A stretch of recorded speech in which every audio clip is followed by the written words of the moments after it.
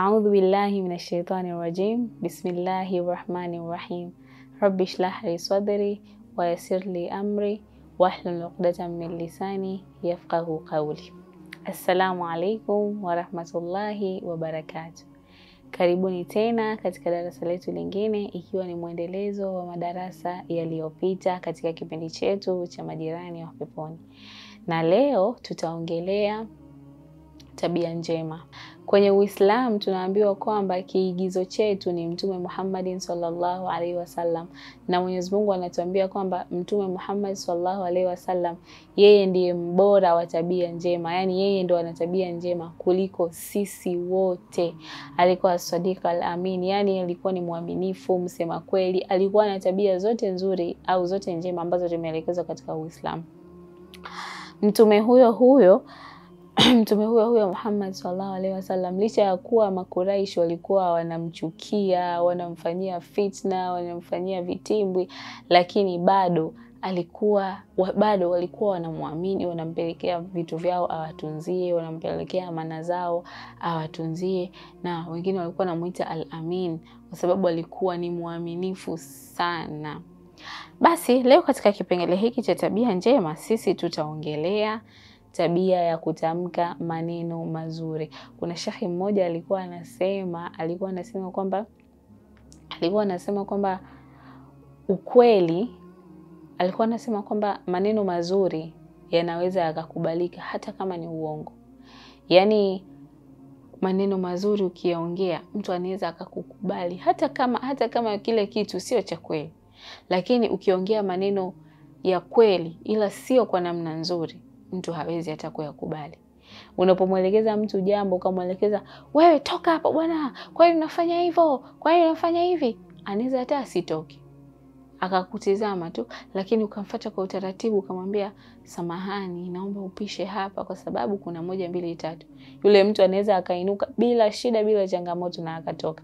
Kwa hiyo tujifunze kuwa na kauli nzuri pale tunapotaka kuongea na watu. Sio tu kwa sababu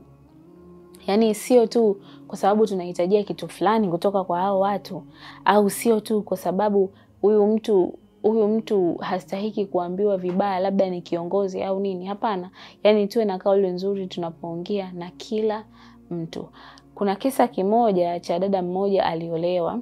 Yule dada alivyoolewa na mume wake, wakawa wameondoka, wameenda kwenye honeymoon yao kama mwezi mmoja hivi. Walivyorudi nyumbani pale kwa mama mkwe wake, wamekaa kama siku 2 3. Yule mama mkwe wake akamwambia kwamba mimi nimekupenda sana wewe binti. Akamwambia kwa nini mama? Yule mama akamwambia kwamba mimi nimekupenda wewe sana kwa sababu huyu mtoto wangu miaka 30 ya mimi kumlea hajawahi hata siku moja kuswali. Nilikuwa kila siku nampigia kelele, mwanangu swali, mwanangu swali, mwanangu swali, lakini hajawahi kukubali. Ila wewe umeenda umekaa naye mwezi mmoja tu amekubali kuswali. Kiukweli mimi nimekupenda. Basi yule binti baada ya kuambiwa vile, ingekuwa ni sisi sasa hivi tunaambiwa, tungeanza kushangilia asante mama na nini, ungekuwa ushajinyakulia point kwa mama mkwe. Lakini baada ya yule binti kuambiwa vile, akamwambia mama, unakijua kisa cha yule mtu aliyokuwa anapasua mawe? Yule mama akasema hapana mwanangu, sikifahamu. Basi yule binti akaanza kumsimulia, akamwambia kwamba kuna njia moja ilikuwa imeziba, lilianguka jiwe kubwa. Basi mwanaume mmoja rijali akaanza kupasua lile jiwe. Pasua, jiwe lile halipasuki, ni gumu. Pasua, lile jiwe ni gumu, halipasuki. Basi akaja mtu mmoja siku moja, ni kama siku 99, yule mtu wa kwanza alipasua na halikupasuka. Akaja mtu mmoja akapasua kwa siku moja tu lile jiwe, yani mara moja lile jiwe likapasuka. Basi baada lile jiwe kupasuka na mule ndani kukaa na dhahabu, zilivyotoka zile dhahabu, huyu mtu mmoja akasema basi hii ni riziki yangu, Mwenyezi Mungu alikuwa ameniandalia, ilikuwa inanisubiri mimi tu.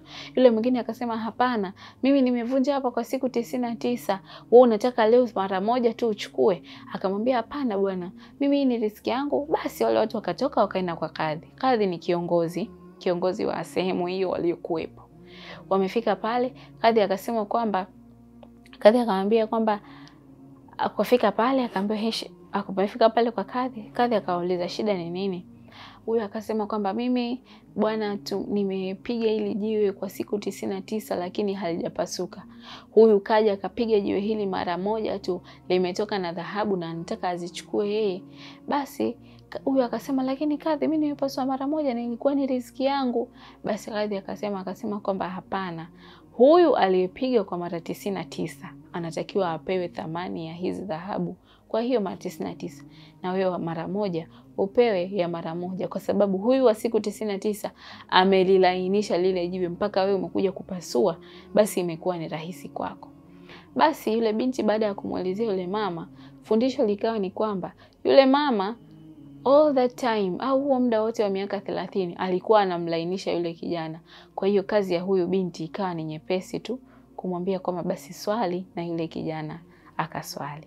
Kwa hiyo angalia maneno hayo huyu mdada alomwambia sasa huyo mama. Ingekuwa ni sisi wengine hapo tungeanza kujipakulia minyama. Yaani mimi bwana unajua nilikotoka. Mimi bwana yani kwetu unajua nini? Lakini yule dada alitumia maneno ya busara, maneno mazuri akamwambia yule mama. Kwa hiyo tujifunze kuwa na kauli nzuri tunapoongea na watu. Hata kama ni kumwelekeza mtu kitu, tujitahidi hata kama ukiwa na hasira, basi jitahidi kuwa na kauli nzuri unapokuwa una express zile hasira zako. Kuna mtu mwingine ana express hasira zake kwa kutukana, kwa kufoka, kwa kufanya vitu mbalimbali, lakini kuwa na kauli nzuri ni miongoni mwa tabia njema.